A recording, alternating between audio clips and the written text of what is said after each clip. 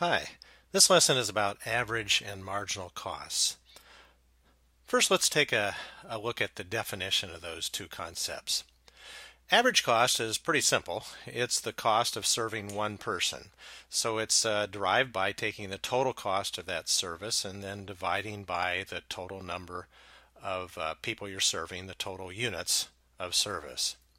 On the other hand, marginal cost is the incremental cost of serving one more person.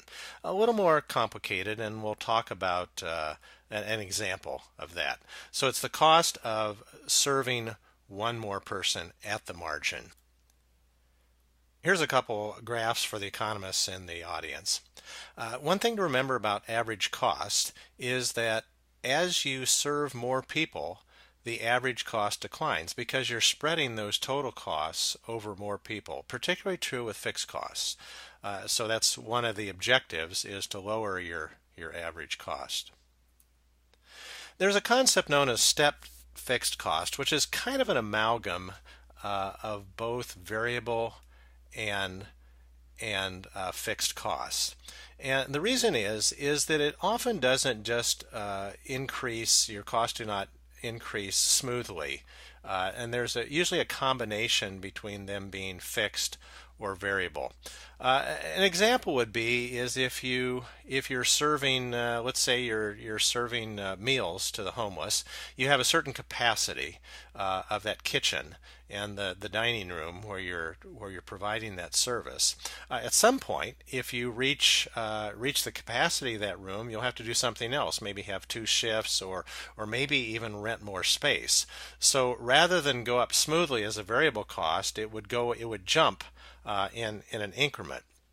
So we call that stepped fixed costs. So they're semi-variable because you can serve a number of people at the same cost with no additional marginal cost, and then you reach some point where you have to jump up to the next cost level.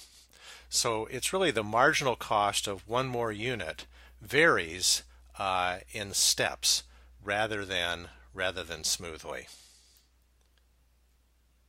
Here's a real world example. I developed years ago one of the first growth management systems in the country in Colorado, and what we did was we priced services for new homes that were being built because the objective was to make sure that growth paid its own way and was not burdening the residents who were already there, fraught with all sorts of political debates obviously. But one of the examples I used to explain this concept was a water treatment plant. They have a capacity to serve a certain number of homes, and they're very expensive to build. This example says in the neighborhood of $10 million just to build one plant. Well, as long as that plant had available capacity, we could continue to add houses to that community, basically for free, because the capacity of that plant was still below the maximum, so there was no marginal cost to add one more resident. But at the point where the plant reached capacity, so that one more house being built would precipitate the need for a new treatment plant, instead of the marginal cost of one more housing unit being zero, the marginal cost of that housing unit would be $10 million because it would be the price of serving one more housing unit.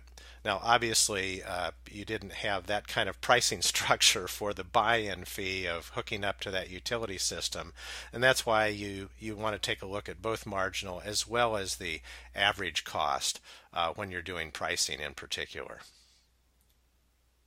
Well, that's it for this lesson. Pretty short lesson. Be sure to work through the questions, and thank you again for listening.